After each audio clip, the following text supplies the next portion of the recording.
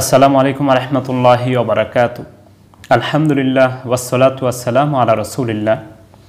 আজকে আলোচনা করব সংক্ষিপ্ত আকারে কি আমল করলে এবং কি পথ অবলম্বন করলে শত্রু থেকে বাঁচা যাবে। প্রতিটি মানুষেরই কম বেশি শত্রু থাকে। প্রিয় নবী সাল্লাল্লাহু আলাইহি সাল্লাম সাহাবা একরামদের শত্রু ছিল।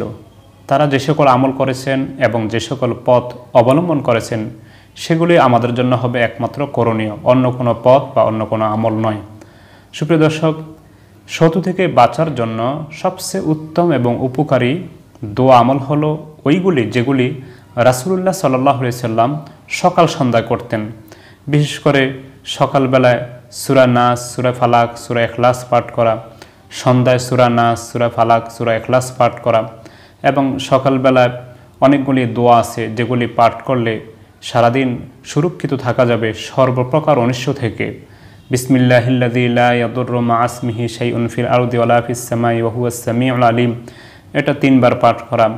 তারপর আউযু বিকালিমাতিল্লাহিত তাম্মাতি মিন শাররি মা খালাক, এই দোয়াটি 3 বার পাঠ করা এবং ঠিক মাগরিবের পরে বা আসর পরেও এই দুটি দোয়া 3 বার করে পাঠ করা এবং সূরা নাস, সূরা ফালাক, সূরা ইখলাস সকালে প্রত্যেকটি 3 বার করে এবং সন্ধ্যায় আসর বা মাগরিবের পরে প্রত্যেকটি 3 বার করে পাঠ করা এবং ঘুমানোর পূর্বে বিশেষ করে সূরা বাকারার শেষ 2টি আয়াত তেলাওয়াত করা। এই আমলগুলি করলে শত্রু থেকে বাঁচা যাবে এবং সাথে সাথে রাসূল করিম সাল্লাল্লাহু আলাইহি সাল্লাম এবং সাহাবায়ে কেরাম শত্রু থেকে বাঁচার জন্য নিজের যতটুকু শক্তি আছে, নিজের যতটুকু সামর্থ্য আছে সেগুলি তারা প্রয়োগ করতেন। সেগুলো আমাদের প্রয়োগ করতে হবে। অনেকে আমাকে প্রশ্ন করেছেন, হুজুর কোন দোয়া পড়লে 1 ঘন্টার ভিতরে বা 1 দিনের ভিতরে শত্রু ধ্বংস হয়ে ছারখার হয়ে যাবে।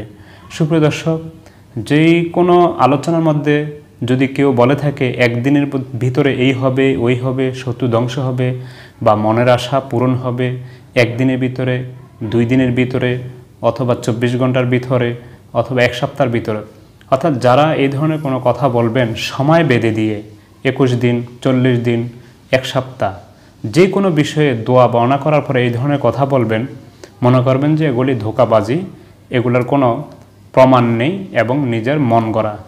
আপনার কাজ হলো সতর্কতার সাথে নিজেকে পরিচালনা করা, সাথে সাথে নবী রাসূলদের দোয়াগুলি পাঠ করা। আর আল্লাহ রাব্বুল আলামিনের কাজ হলো আপনাকে হেফাজত করা, শত্রু থেকে মুক্ত রাখা। সুপ্রিয় দর্শক, আশা করি আপনারা বিষয়টি বুঝতে পেরেছেন।